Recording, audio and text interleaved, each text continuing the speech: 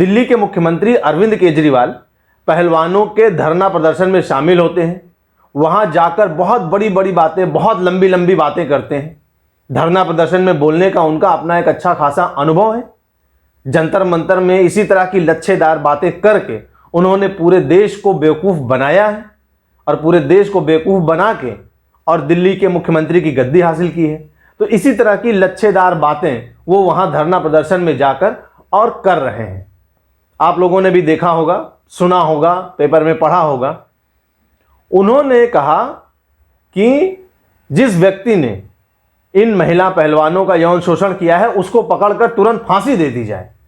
आप सोचिए, एक पढ़े लिखे आदमी, जैसा कि वो दावा करते हैं कि वो पढ़े लिखे हैं, उनकी पार्टी में सब बहुत पढ़े लिखे हैं, एक पढ़ा लिखा आदमी इस तरह की बातें कर रहा है, इतनी बेवकूफ़ी भरी बातें कर रहा है कि यौन शोषण का आरोप है, बस उसको पकड़ो और फांसी लटका दो।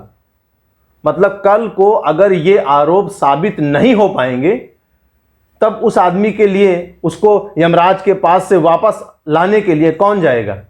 अरविंद केजरीवाल को फांसी पर लटका के उनको यमराज के पास भेजा जाएगा कि जाकर ब्रजभूषण शरण सिंह को वापस लेकर आओ? जिसने यौन शोषण किया है उसके ऊपर आरोप लगा है, तो एक नेता के तौर पर या एक जानकार व्यक्ति के तौर पर या एक जनता के हिसाब से आप ये मांग तो कर सकते हैं कि इस आदमी के ऊपर तुरंत एफआईआर दर्ज की जाए, इसको तुरंत गिरफ्तार किया जाए, जल्दी से जल्दी फास्ट ट्रैक कोर्ट में मामला चले, सारे सबूत जुटाए जाएं और जो दोषी है उसको अधिकतम सजा मिले, कड़ी से कड़ी सजा मिले। यहां तक तो बात समझ में आती है। लेकिन तुरंत बुलाओ, तुरंत फांसी चढ़ाओ। ये वही अरविंद केजरीवाल है जो अपने बंगले के रिनोवेशन को लेके बहुत ज्यादा आरोप प्रत्यारोप झेल रहे हैं। अब एक बहुत नई बात सामने आई है। शराब घोटाले में जो सीबीआई ने नई चार्जशीट दाखिल की है, इसमें इनकी पार्टी के दो बड़े नेताओं के नाम शामिल होने की बात सामने आ रही है।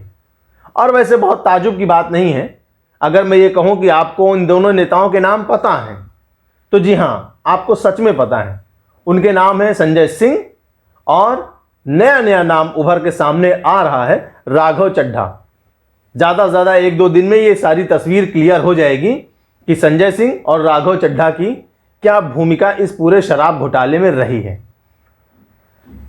अब सोचने वाली बात यह है कि राघव चड्ढा अरविंद केजरीवाल के जितने करीबी रहे हैं, शुरू से यह दिखाया गया है कि राघव चड्ढा अरविंद केजरीवाल के बहुत करीबी रहे, बहुत यंग नेता हैं। और इतनी कम उम्र में राघव चड्ढा को अरविंद केजरीवाल ने पहले पंजाब का प्रभारी बनाया।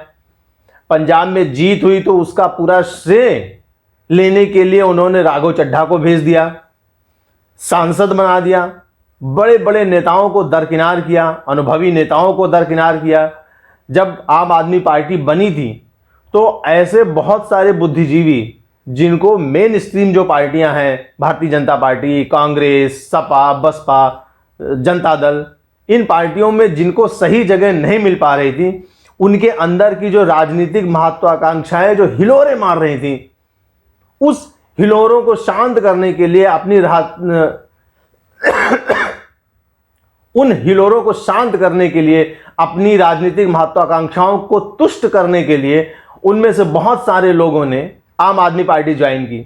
लेकिन अरविंद केजरीवाल निकले बहुत चालाक व्यक्ति। वो इन सबकी मंशा को बहुत अच्छे से भांप गए और उन्होंने इनमें से किसी को भी ना तो विधायक बनाया, ना राज्यसभा भेजा।